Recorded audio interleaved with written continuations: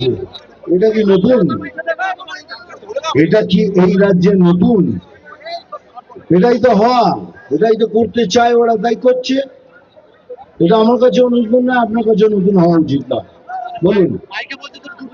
নৌশাদ আর হুমায়ুন তারা বলছে যে মুসলিমদের এক হতে, কিন্তু আপনার কি মনে হয় এরপরে মুসলিমরা এক হবে? দেখুন, এটা ওদের ব্যাপার, আমরা কিছু বলতে পারবো না।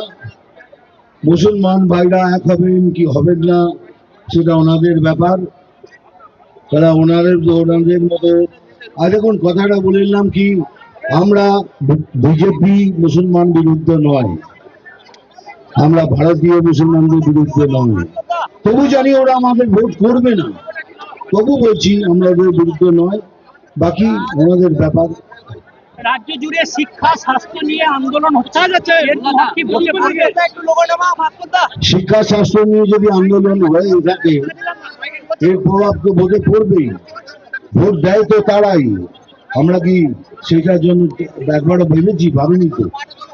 শিক্ষা স্বাস্থ্য নিয়ে যা হয়েছে এটা খুব লজ্জার ব্যাপার। অন্য কোন রাজ্যে আমরা মুখ দেখাতে পারি? বলুন আগে। মুর্শিদাবাদের যে পরিস্থিতি, মুর্শিদাবাদে যা হচ্ছে সেটা আপনিও দেখছেন, আমিও দেখছি, আর কেন্দ্র সরকারও দেখছে।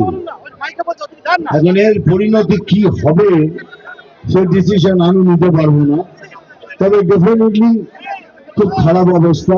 দেখা যাক কি হয়। বলুন।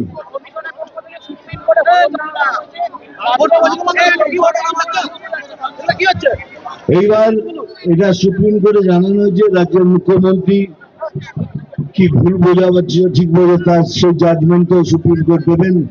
আমরাও অপেক্ষা আছি সুপ্রিম কোর্টের জাজমেন্টের জন্য।